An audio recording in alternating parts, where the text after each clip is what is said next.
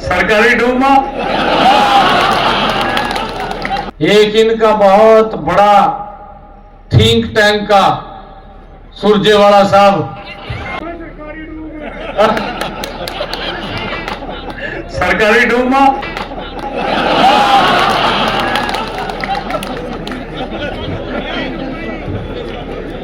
सरकारी डूमा।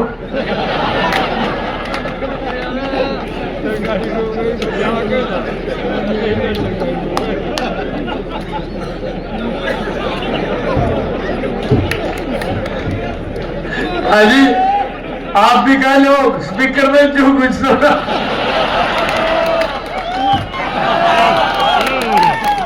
सबसे बड़ा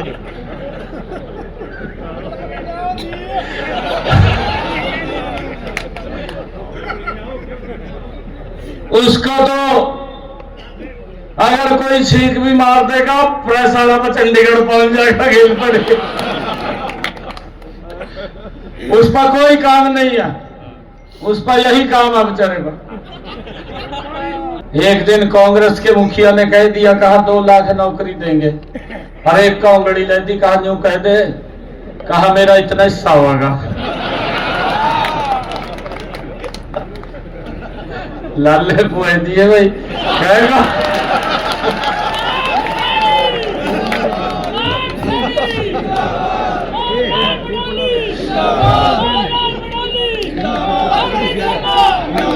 और एक और बात बता रहा, 12 मार्च को मुझे जिम्मेवारी दी, 16 मार्च को लोकसभा का कोड ऑफ कंडक्ट लग गया और 16 मार्च से जब तक विधानसभा का चुनाव होना था 6 जून को कोड ऑफ कंडक्ट हटा। हमारे पास 100 दिन थे मात्र। मैंने जब कोड ऑफ कंडक्ट हटा मैंने कहा कि मैं 50,000 नौकरी दूंगा। 15,000 को मैंने ज्वाइनिंग लेटर दिया। अभी कुछ और रह रहे थे, गति से मैं काम कर रहा था।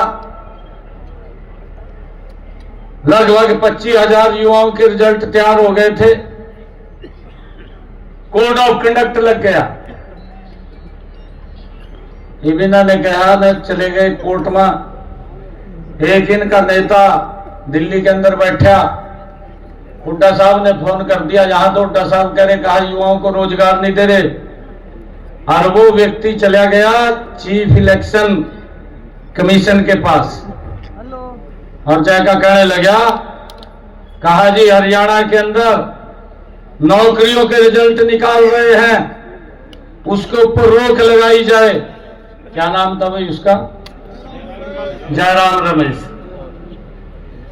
ये बुड्ढा का फोन तक रहा जयराम रमेश तो तुरंत फाइल लेकर चीफ इलेक्शन कमीशन पर पहुंच गया। कहा भाई ये रिजल्ट ना निकाला जाए।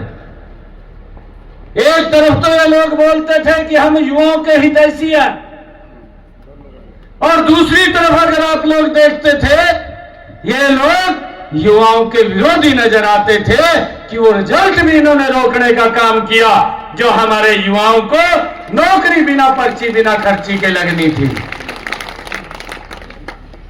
और जयराम रमेश चला गया चीफ इलेक्शन कमीशन पर। कहा जी रिजल्ट ना निकलने दें, रिजल्ट पर रोक लगाएं।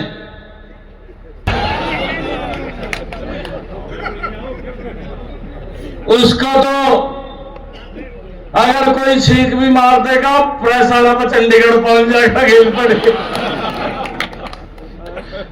उस पर कोई काम नहीं है, उस पर यही काम है बेचारे पर।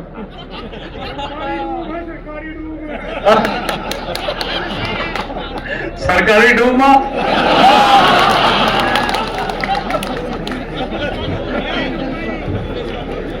सरकारी डूमा।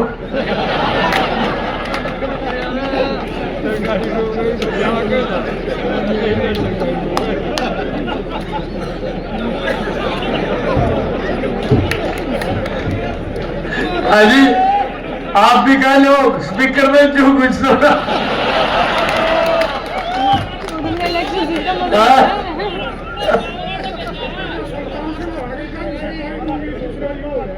भाइयों जब वो चीफ इलेक्शन कमीशन पे गए तो मुझे ये कहना पड़ गया कि मैं सप्तवाद में लूंगा 25,000 युवाओं को ज्वाइनिंग लेटर पहले दूंगा। मुझे खुशी है, मैं आप सबको प्रणाम भी करता हूं। आप लोग अपने मिशन के ऊपर खड़े रहे, और जो उन्होंने अपने कुछ लोगों को बोल दिया था, कहा इससे की बात अलग, जो कारण हमारे 25,000 युवाओं के मेरे पास फोन आते थे, कहा रिजल्ट जल्दी निकाल दे। कहा मैं कभी भाई क्या करूं, मैं तो निकाल रहा हूं। कहा परंतु इन्होंने दिक्कत पैदा कर दी, लेटर रह गया भी आप रिजल्ट नहीं निकाल सकते, और उसके अंदर इन्होंने पूरी प्लानिंग बना ली। कहा जी मेरे हिस्से में इतने अरे, एक ने तो जमी कमाल कर दिया, वो गांव में जाकर कहकर ठूले के अनुसार दूंगा नौकरी। कहा वो जमी उससे आगे निकला।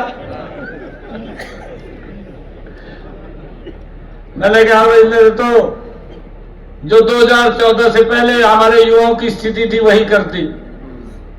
परंतु मैं आप सबको प्रणाम करता हूं, भारतीय जनता पार्टी एक बहुत बड़े मैंडेट के साथ तीसरी बार सरकार बनी, और भाइयों सप्तवाद में ली पहले मेरे 25,000 युवाओं को ज्वाइनिंग लेटर उनके घर पर गया है। भाइयों